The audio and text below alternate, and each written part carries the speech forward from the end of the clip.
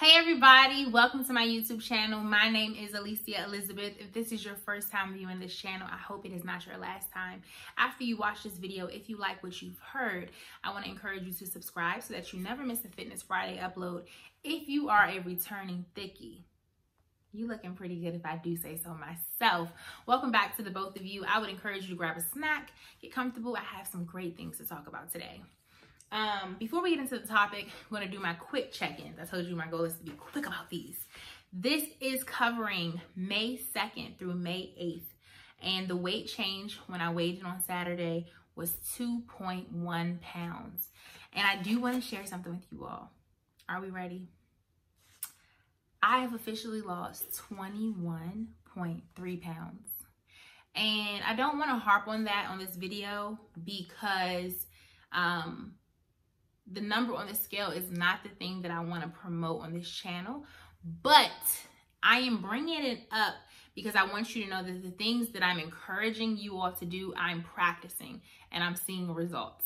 That is the only reason why I'm sharing that.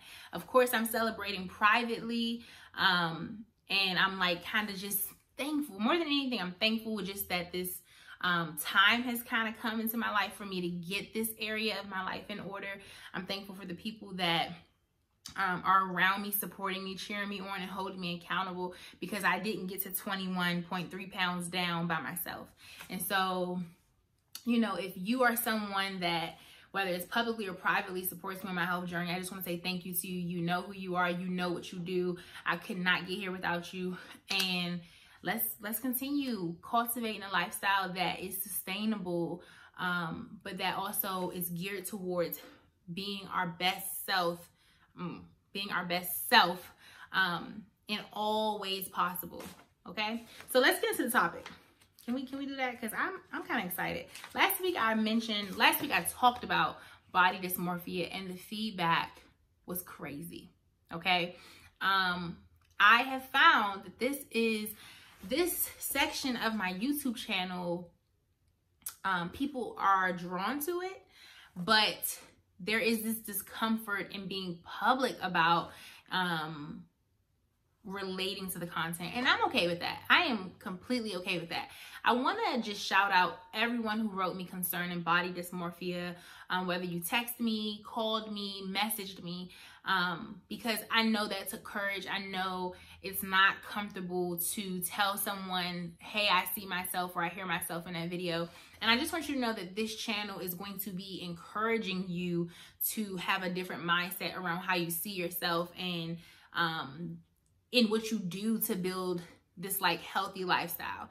And I also want to say that everyone struggles with body dysmorphia in some way, shape, form, or fashion. Some struggle with it in a more extreme way, but because of the society we live in, because of social media, because of media in general, we are constantly being told that our bodies are not good enough. And so whether you see it on someone, if they don't, you know, even the most confident person has something about them that they wish would be different, which ties back to them overly thinking a part of their body that they perceive as being flawed. Okay. And it's always, to me, when I hear it, like when I think about it from a blown out point of view, usually the things that we're overthinking, most people don't even notice. Right. So like, let me just share something real quick, just to be funny. When I was younger, my mom used to tell me that the fat that was like right here would go into my breasts. I don't know if it was here, I can't remember because I'm recording myself, so I'm not thinking. But Mom, if you're watching, you can attest to this below in the comments. She would say like, yeah, that's your breast. And I don't know if this is true or not, but like, I'm still a woman who has a little love handle right here on the side of my bras. And whenever I see it, I chuckle because I'm like, maybe not here. I know it was definitely the meatiness of right here, but like, I just think about this area in general. And I always go back to her telling me that. And I just be like, when is gonna go into my breast, you know? But plenty of people, I'm sure, have seen me and never looked at that, right? And I don't care about this. Let me be clear. I don't care about any of my love handles, any of my, you know, good for the picking pieces and parts of my body. But someone with body dysmorphia will harp on an area that maybe people can't even see. And they would obsess over the fact that you might be able to see it in their tank tops or in their dresses. And to the world, it's like, I didn't even know you had that. But to that person, it is like blown up. And so I summarized that just in case you didn't watch last week's video, just to level set that everyone has an area on their body that they think so critically of and they obsess over, regardless of how much, that someone else will be like, I didn't even realize, like, I didn't even know you had 6 toes. You know, stuff like that. All right, so before I go into the topic of today's video, I want to just talk about my wins and my goals for this week. One of my wins is that I exercise every day. This will continue to be on my list because, again, I am still creating the behavior of getting up to work out. If I'm going to be completely honest with you, my day doesn't feel like it's going in order or going well unless I work out. So I will say that the behavior has set in, but I'm honest enough with myself to know that too many days off could really set me back. And so I think I've mentioned this and I'll continue to mention this. The Apple Watch encourages 30 minutes of working out every day. So a lot of people are like, you don't take any days off. And it's like, well, a rest day for me might be a stroll, like walking really slowly for a long time. That's low impact, but I'm still getting my steps in. I'm still burning calories. That's a rest day to me. And so no, I'm not staying still. I'm not missing a day of moving. And so that's a win. Secondly, this is the biggest win for me, is that this week, since, you know, y'all in my business and things, and I'm telling y'all about my childhood traumas, no, it's that time of the month, right? So my cycle's here, and ladies, I need you to partner with me and explain this to the guys in your life. You know, like I know that the cravings are ridiculous. And can I just say real quick, I'm all over the place, but so what? Let's do this. There was a time when I was on my period and I would not work out. Like I had completely decided that my cycle was in control. And now I'm like, okay, it's my period. That means this week is going to take more mental strength. This week is going to take more like encouraging myself to do it because my body is physically like not going against me, but like doing its own thing, right? So I've been working out while on my cycle, but y'all, the first day, when I tell you my body threatened me, like if you don't get this chocolate, we're going to shut down. I'm like trying to eat oranges and things to see if the craving was shaking. It was just like, no. And so what this journey has taught me thus far, I'm not saying this is going to be the case for you, is that when I'm really craving something, just go get a little bit of it. Just go get a little bit of it, because if you're anything like me, you'll snack until you get to it. And so now you've accumulated or you've eaten all these little things just to land where you should have started. And so this one day during my cycle, I was like, I just want some ice cream, some chocolate. I want a really, like, I don't know why, but I'm always craving like beef. I want some beef of some sort or steak with some gravy. I want some mashed potatoes because it's cold outside and it's rainy, and I just want something warm, but I don't want soup. And so y'all, I went in, okay? I got some oxtails, I got some mashed potatoes, I got cabbage, I got a diet soda, I got these little miniature Haagen-Dazs ice creams, chocolate chip cookie dough, and strawberry ice cream. And I was like, I just need an evening. Like I need one evening of this because I'm struggling. Worked out that day extremely hard, but ended my night just kind of like, I just need an evening because this is too much. And don't you know, the next day I got up, worked out, and got back on track. This is a win to me, for me, because I am winning in my mindset about behavior. I'm allowed to want certain foods that maybe I cannot eat in abundance throughout the week if I want to see results when I weigh in, if I want to see results long term. But I don't have to tell myself that oxtails and ice cream and mashed potatoes have no place in my life. That is the most ridiculous thing in the world, okay? So that's a win. All right, let's get into the topic. Because I think it's going to be a good one. I've thought about naming this video Reject All or Nothing Mindset, or All or Nothing Thinking. I'm not sure yet. We'll see where it goes. I feel like I'm a little all over the place, but that's okay. Rock with me. And I just want to talk about, so the all or nothing mindset is when you tell yourself like, okay, I'm going to start my diets on Monday. Okay. And so you have this game plan to go really hard in the paint, right? Everybody's done it.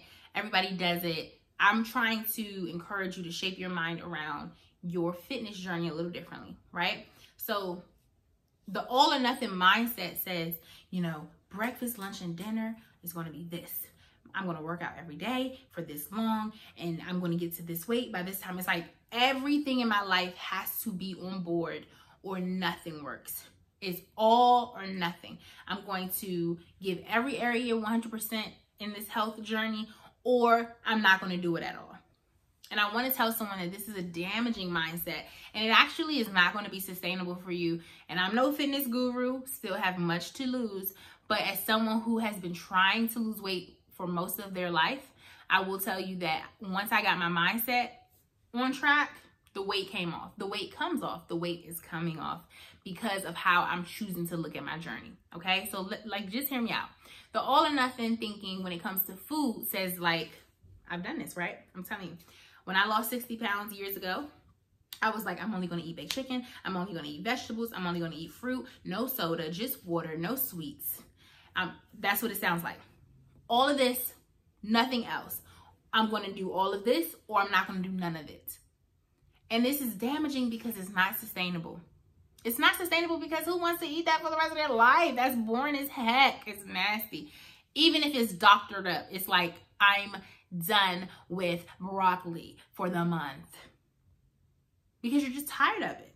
And so, in a weird way, eating that way, in my opinion, also kind of tells you like, it limits you. Like, how many of us are possibly foodies and won't know it because we have created a very rigid relationship around food? When we travel, all we want is what we can get in America. What is that? How about a lifestyle where when you travel out of the country, you're willing to try foods that may be high in fat, that may be high in sugar, because you are understanding this is a lifestyle. And so you have to balance it. I'm in Italy. I'm going to try this because I don't live in Italy. And if it means that my weight is going to be impacted for 1 week, it's okay, because I'm still going to walk every day. I'm going to go back home and I'm going to get back on track. I'm not going to completely unravel over this one food item.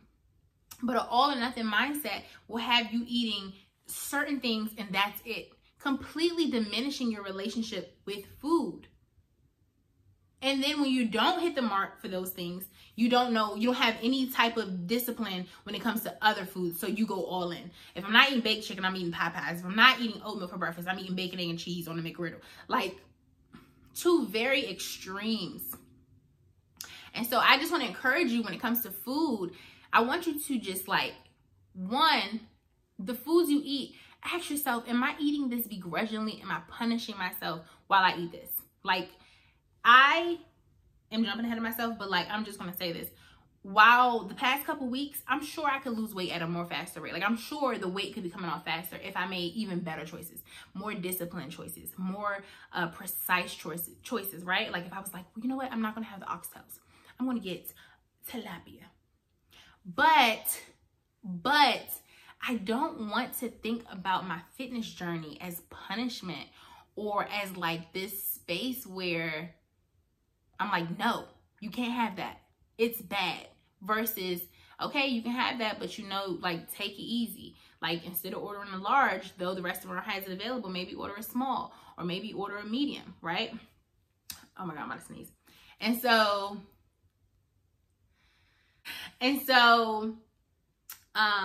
it just caused me to lose my train of thought. And so debunking the all or nothing mindset allows you to have a little freedom to say, you know what? I do want to lose weight, but I want to be healthy for life. And so this looks like I eat terrible at all 3 meals. So this week I'm going to give 100% to fixing my breakfast. Meaning I'm going to try omelets. I'm going to try oatmeal. I'm going to try just fruit and yogurt. This week, I'm going to eat how I always eat for lunch and dinner. But for breakfast, I'm going to really focus in on healthier options. And then next week, Now that I've gone a week and I know what I like, I'm going to focus on my lunch. And then next week, I'm going to focus on my dinner. And what you've done in 3 weeks is you've gone in, but you've allowed yourself the process to learn, to make it sustainable, and to make it enjoyable. And so when you think long-term, when we think lifestyle, we can't focus on instant results and instant gratification. We have to think, I want to create something that I can do when I'm 35, 45, 55, 75, when I have kids, when I don't have kids, when I'm in a relationship, when I'm not in a relationship. It's so easy for you to say, you know, I now know what healthy breakfast looks like, and it's muscle memory for me to grab oatmeal, or it's muscle memory for me to ask for boiled eggs, because I've given myself time to really figure out what I like, versus every morning I gotta eat something I hate because I want to see results on Saturday. Because the minute you get to your goal weight, you're going to go back to all the things you've told yourself no to. Okay? And so when it comes to the all or nothing mindset, even with our bodies, could you guess that? The other day, excuse me, I was looking at myself in the mirror, and I was just like, wow, like, you know, just trying to see what's different, right? Trying to just, you know, I like to look at myself. I like to, you know, take the time out to really be honest with myself. Like, I don't know if I like this part of my body, and I wonder why. And if I don't like it, how can I begin to craft it, right? Because it's a piece of art. How can I make this look like something I want it to look like? But when you do an all or nothing mindset, when it comes to your fitness journey, you can't appreciate the journey or the steps along the way, because you have in your mind what it should look like. So you're going after the finished product, which we all are doing when we're striving for a goal, but you are going so aggressively, which ties back to body dysmorphia, that you don't appreciate, like, wow, no, my stomach's not flat, but I do see it shrinking. And so sometimes if we're naked, we'll get discouraged, because that all or nothing mindset says, I'm either seeing the results that I should be seeing, or I'm just done with it. Versus I'm seeing results. And some weeks it's drastic, and some weeks it's minimal to the point that I can miss it. The all or nothing mindset highlights how we don't make room for ourselves to evolve and to develop. We are just like, I'm all in or I'm not. This has to work or I won't work it. And it's not healthy for you. It's not beneficial. It's not sustainable. And it's really damaging. It causes you to be impatient with yourself. You miss out on all these opportunities to learn about how your body works. And so I just want you to be careful with that. I want us to reject it. And I think the overarching message of all or nothing mindset is that we have to be perfect to get it right. And we don't. We don't have to be perfect to see results. We don't have to be perfect to get it right now. Let me just say this, because I would be doing you all a disservice if I did not. I do think as you progress on your health journey, you start to make better choices, right? So one of the things that I'm going to do, I don't think I mentioned this as my goal for next week. I think I just skipped it. I'm sorry. Is that I would like to begin researching food to know what its benefits are on the body and how it can help me. Right? So I have officially been working out and eating healthy for a while. I'll mention that in the next video. And not that long, but long enough to where it's like, okay, you can add a little more attention to your experience. And so now that I'm starting to see like the weight come off, I want to be intentional about toning. And so that looks like, okay, I know that I can eat whatever I want, but I'm going to get a lot of joy eating things, knowing what it benefits to my body. So for instance, I've been looking at like belly slimming or belly burning food items, not because I'm looking for a flat stomach, but I want to see like, okay, let me see what foods I'm eating and how it positively or negatively impacts this area of my body. Okay, if I want to tone and muscle, what do I need to be consuming more of that I may not be? If I'm doing more working out and more toning, what do I need to eat for my muscles to benefit?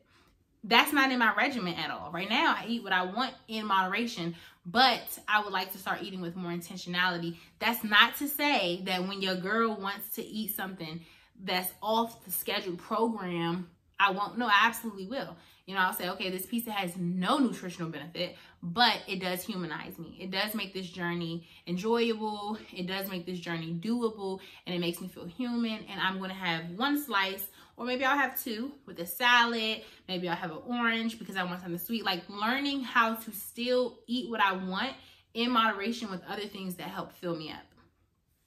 So those are my tips for this week.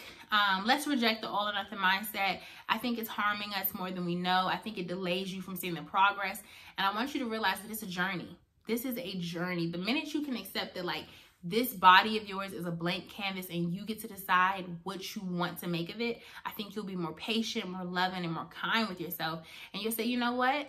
I would like to see X amount of pounds off this year, but if I don't, I would love to see a behavior change. I would love to see more discipline in my food choices. I would love to see more cooking. I would love to see more whole foods in my diet. I would love to see more intentionality in what I do and understanding how my body works. These are all wins that sustain you to keep your win.